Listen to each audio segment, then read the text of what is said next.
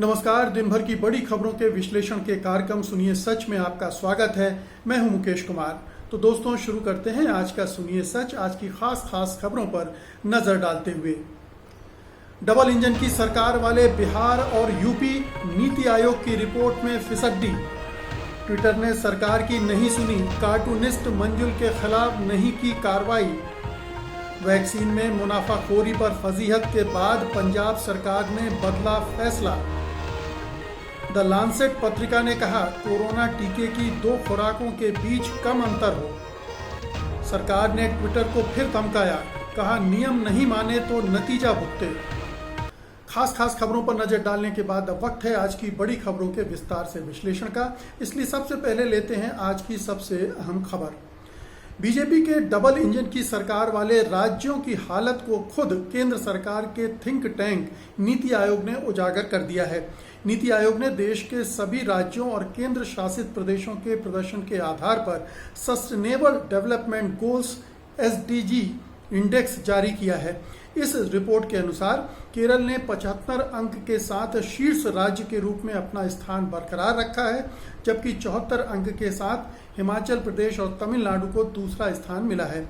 वहीं सूचकांक में बिहार, झारखंड, असम और यूपी सबसे खराब प्रदर्शन करने वाले राज्य रहे हैं। इन 4% राज्यों में से 3 में बीजेपी की डबल इंजन की सरकार है, फिर भी ये हालत है। बता दें, नीति आयोग की ये रिपोर्ट 17 मानकों के आधार पर बनाई जाती है, जिनमें सामाजिक, आर्थिक और पर्यावरण के क्षेत्र में किए गए कामों का प्रदर्शन देखा जाता है। नीति आयोग की इस रिपोर्ट में बिहार के लगातार तीसरी बार फिसड्डी रहने पर विपक्ष के नेता तेजस्वी यादव ने नीतीश कुमार को घेर लिया है। तेजस्वी ने ट्वीट करके कहा है कि सबसे खराब प्रदर्शन के लिए नीतीश कुमार को बधाई। डबल इंजन सरकार के ड्राइवर। केरल ने बीजेपी को 0 सीट दी और उसने टॉप रैंक बरकरार रखी। बिहार ने 40 लोकसभा सीटों में से 39 बीजेपी को दी और सबसे खराब प्रदर्शन किया।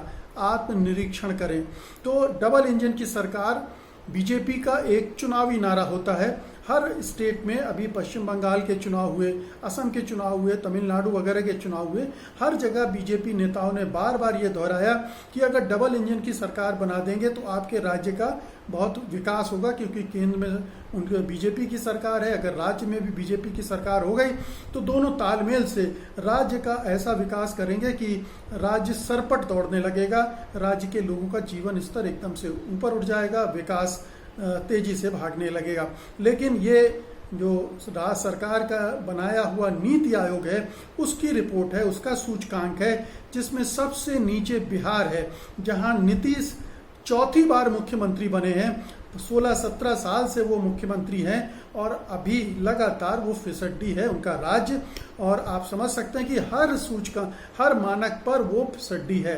तो नीतीश कुमार एक झूठ के बल पर सत्ता पे कायम हुए, झूठ प्रचारित किया कि राज्य का विकास कर रहे हैं, वो आर्थिक तरक्की कर रहे हैं, विकास दर की फर्जी उन्होंने रिपोर्टें जारी की, देश और विदेश में अपने नाम का डंका बजवाया।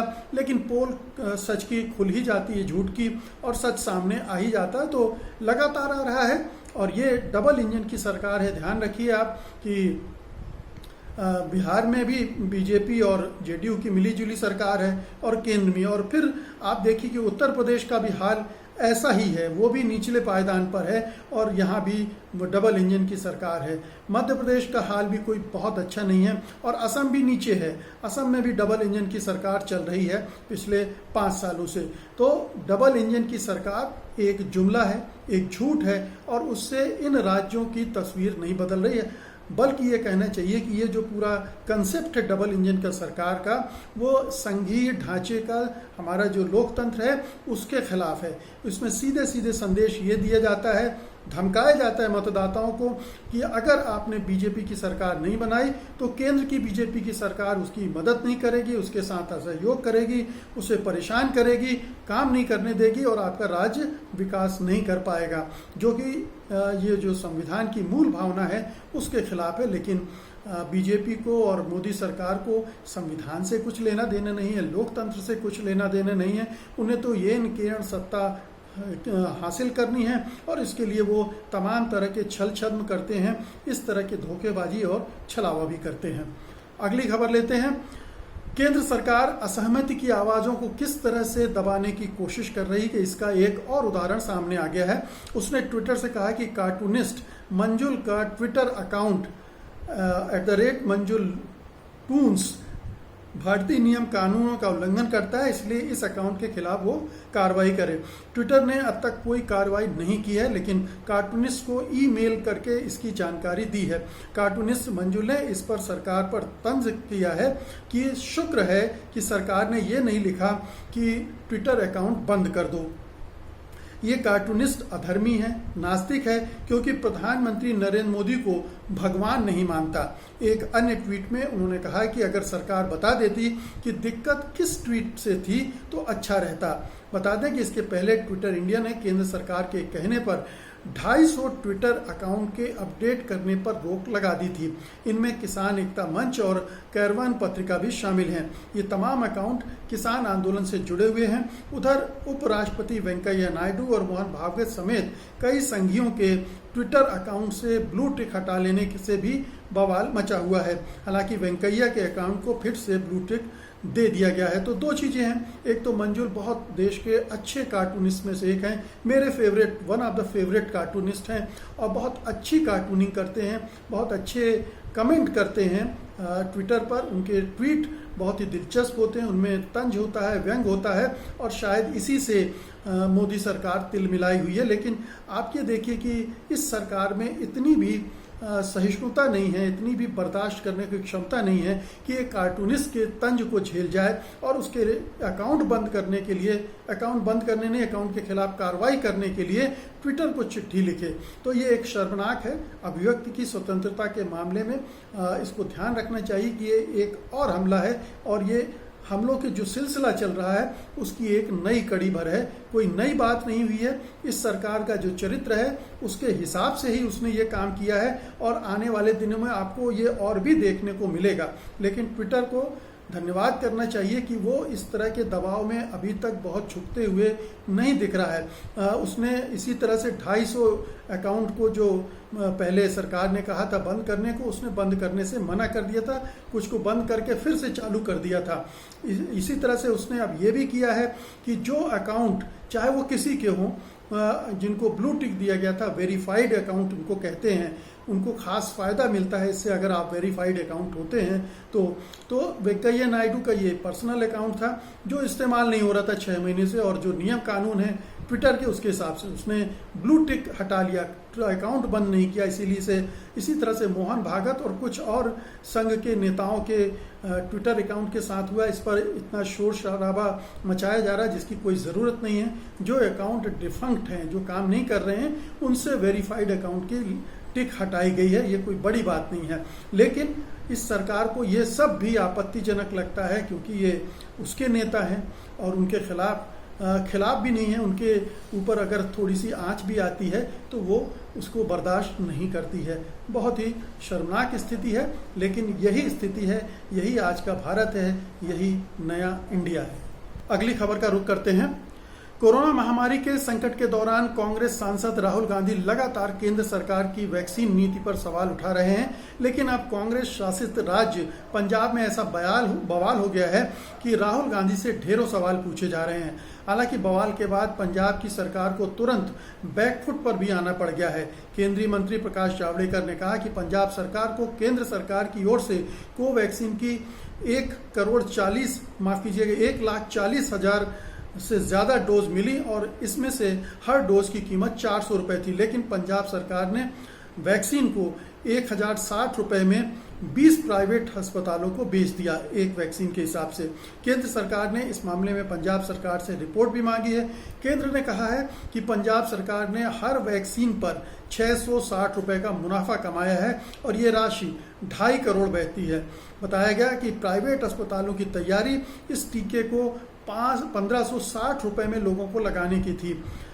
मामले को बढ़ता देख शिरोमणि अकाली दल के प्रधान सुखबीर सिंह बादल भी मैदान में कूद गए। सुखबीर सिंह बादल ने प्रेस कॉन्फ्रेंस में कहा कि पंजाब सरकार लोगों को लूटने में लगी है। टीवी चैनलों और सोशल मीडिया पर इस खबर की चर्चा होने के बाद शुक्रवार को मुख्यमंत्री कैप्टन अमरिंदर सिंह ने मामले में दखल दिया और प्राइवेट अस्पतालों को वैक्सीन देने का आदेश वापस ले लिया है। अमरिंदर सरकार ने शनिवार को कहा कि वैक्सीन की 42,000 डोज में से सिर्फ 600 ही प्राइवेट अस्पतालों को बेची गई हैं और बेची गई 41,400 वैक्सीन उनसे वापस ले ली जाएंगी। ये वैक्सीन 18 से 44 साल के लोगों को लगनी है। तो अमरिंदर सिंह ने समय रहते ये कदम उठा लिया है, अपना कदम वापस खींच लिया है। उन वैक्सीन को जिनको प्राइवेट हॉस्पिटल को बेचा गया था उनको वापस ले लिया है। लेकिन ये चूक हुई कैसे? ये बहुत ही भयानक है कि एक राज्य सरकार ऐसी महामारी के समय जब लोगों को तुरंत टीके लगने चाहिए, और होना तो ये चाहिए कि मुफ्त टीके लगने चाहिए, क्योंकि ये मुफ्त टीके लगने के लिए ही उसे मिले थे लगाने के लिए, लेकिन उसने ऐसा करने के बजाय उसको धंधा बना लिया, उसको मुनाफाखोरी का जरिया बना लिया और उसको प्राइवेट हॉस्पिटल्स को बेचने लगी और बेचकर उससे मुनाफा कमाने लगी। तो ये बहुत ही दुखदाई है, बहुत ही चुभने वाला है, परेशान करने वाला है कि राज्य सरकारें इस तरह का खेल करने लगे हैं, और ख़ासतौर पर कांग्रेस शासित राज्य सरकार, जो कि जबकि कांग्रेस ही सबसे ज़्यादा सवाल केंद्र सरकार की वैक्सीन नीति पर उठा रही है। हर मोर्चे पर, हर मामले में राहुल गांधी लगातार अटैक कर रहे हैं। ऐसे में उनकी ही सरकार, कोई सरकार, उनके कांग्रेस शासित सरकार इस तरह का व्यवहार करती है तो पूरे कांग्रेस के चरित्र को लेकर, कांग्रेस नेतृत्व के कामकाज को लेकर प्रश्न चिन्ह खड़े होते हैं। और ये इसके लिए इसकी पूरी जांच करवाकर केंद्रीय नेतृत्व को, अमरिंदर सिंह को इस पर कार्रवाई करनी चाहिए कि ये हुआ कैसे, क्योंकि ये बहुत ही संगीन जुर्म के रूप में देखा जाएगा। अगली खबर लेते हैं। दुनिया भर में मशहूर और ब्रिटेन से छपने वाली स्वास्थ्य पत्रिका द लांसेट में छपे एक शोध में कहा गया है कि कोरोना टीका की 2 खुराकों के बीच का अंतर कम होना चाहिए, क्योंकि पहली खुराक के बाद इतनी एंटीबॉडी नहीं बनती हैं कि वह उस व्यक्ति को पूरी तरह से इम्यून कर सके, उनमें प्रतिरोधक क्षमता पैदा कर सके। भारत में पाए जाने वाले डेल्टा किस्म के वायरस के साथ खासतौर पर यह महत्वपूर्ण है। ये भारत सरकार के उस फैसले के ठीक उलट है जिसमें 2 कोरोना खुराकों के बीच का समय 6-8 हफ्ते से बढ़ाकर 12 से 16 हफ्ते कर दिया गया है।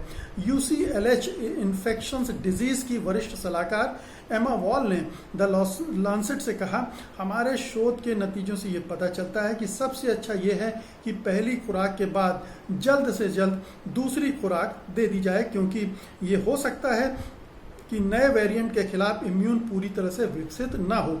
द लांसेट का ये शोध दरअसल भारत में प्रमुखता से पाए जाने वाले डेल्टा वेरिएंट के वायरस पर फाइजर बायोएनटेक के कोरोना टीका के प्रभाव से जुड़ा हुआ है। इसमें यह कहा गया है कि फाइजर के टीके की प्रभाविकता 79% है, लेकिन अल्फा वेरिएंट के वायरस पर 50%, बीटा पर और 25% और डेल्टा पर 32% प्रभावी है। तो सीधी सी बात है, मोटी बात यह है कि जो 2 डोज लगने हैं टीके के, उनमें अंतर ज़्यादा नहीं होना चाहिए। शुरू में आप जानते हैं कि भारत में 1 महीने का अंतर रखा गया था, 4 हफ्ते का अंतर रखा गया था, लेकिन जब वैक्सीन की क्राइसिस हुई, वैक्सीन की कमी पड़ गई, तो सरकार ने पता नहीं किस एक शोध के हवाले से ये एक नया नियम बना दिया कि अब ये 12 से 16 हफ्ते के बीच में लगेगी।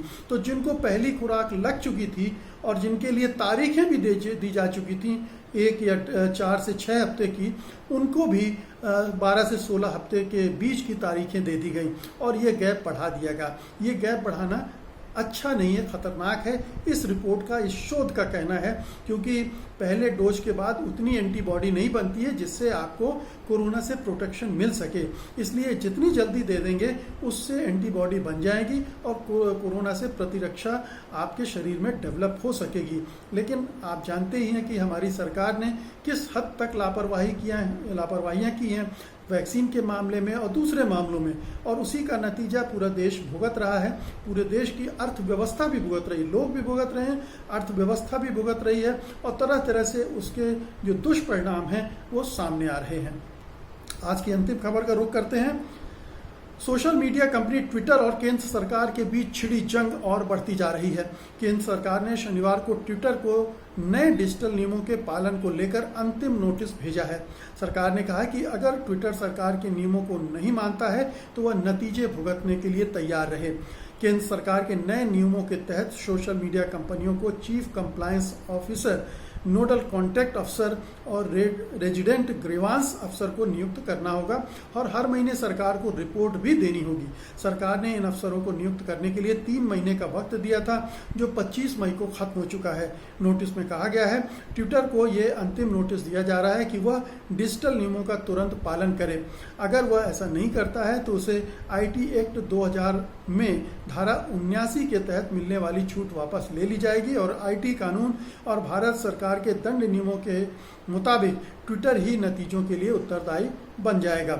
इस बीच गूगल, फेसबुक और व्हाट्सएप ने नए नियमों के मुताबिक तमाम पदों पर अफसरों को नियुक्त करने के लिए सहमति दे दी है, लेकिन ट्विटर इसके लिए राजी नहीं है। तो सरकार दबाव बना रही है, सरकार धमका भी रही है। सरकार को इन प्लेटफॉर्म को नियंत्रण में करना है, किसी भी तरह से अपनी बातें मनवाना है, अपने विरोध को कम करना है, अपने पर सवाल उठाने वालों, अपनी आलोचना करने वालों का मुंह बंद करना है। तो इसलिए वो ये पूरा चीज़ें फैला रही है, दबाव बना रही है।